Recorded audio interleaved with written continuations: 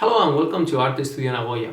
In today's video, finally, I'm gonna be able to talk to you about books, photo books, which I really enjoy and I think is a fundamental part of photography experience. Because this is the first video I'm gonna make about this, I want to talk first of all of my favorite book, and also before that I want to start explaining how important books are in the Japanese culture of photography.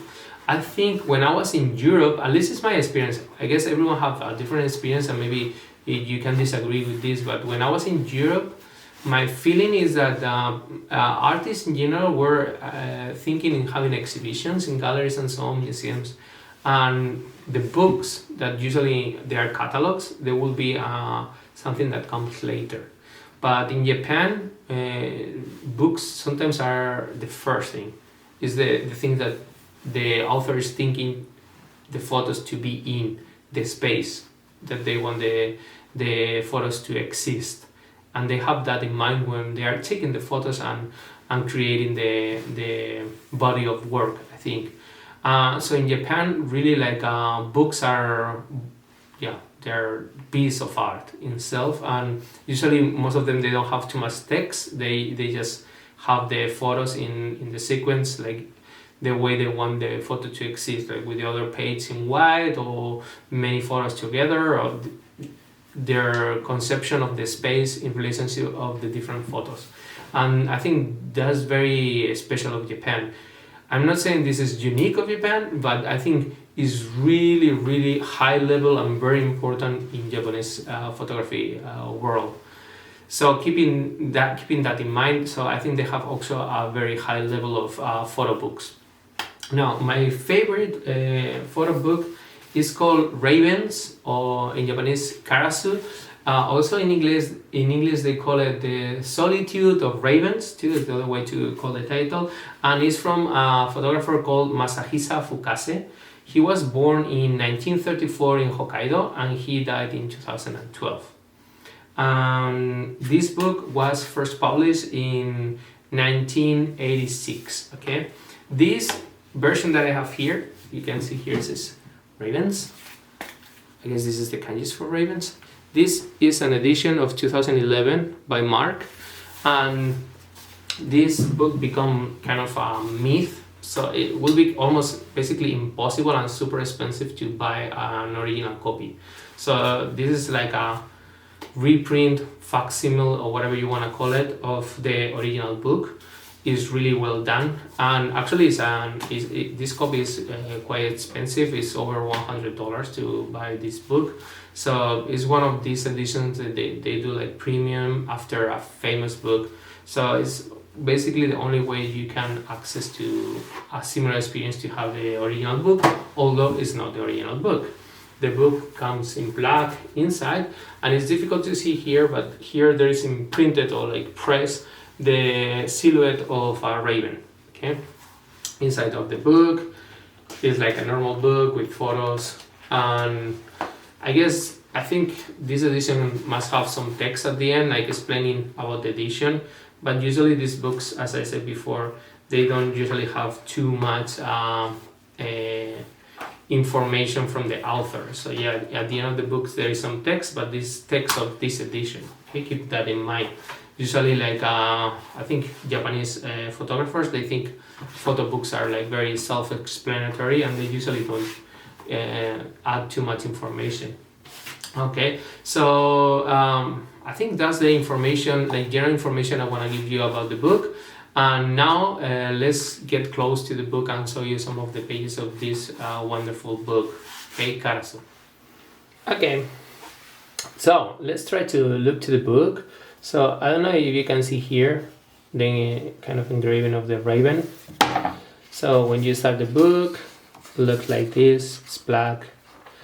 Okay, so I'm gonna show you some of the photos that the book has. Some are really good. I think this is the photo in the cover. They have these tons of photos of ravens, obviously, in different situations. The eyes. You notice most of the pages there's nothing here. just here, and it goes like to the border. So it's a kind of way of presenting the photo. There's many blur photos, the people in the snow in Hokkaido. Very cold environment. This photo is really famous too, of the village with one light there. As I say, like he tried to convey the feeling of the winter. I think this is taken from a train on the fields in the winter. Then you have these photos in the pier, and some photos are really spectacular, and some, as I said, they're helping to create the mood of the book. I really like these photos on the boat with the ravens there. This is really poetic. You can see part of a raven in the snow with some snow flakes on top.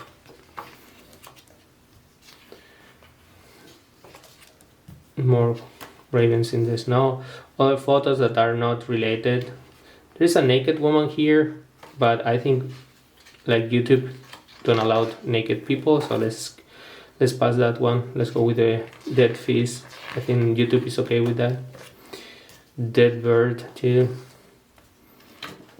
Okay, this is a torii of a shrine, Japanese shrine, and this is a Buddhist image, probably in a local temple on the top of a hill.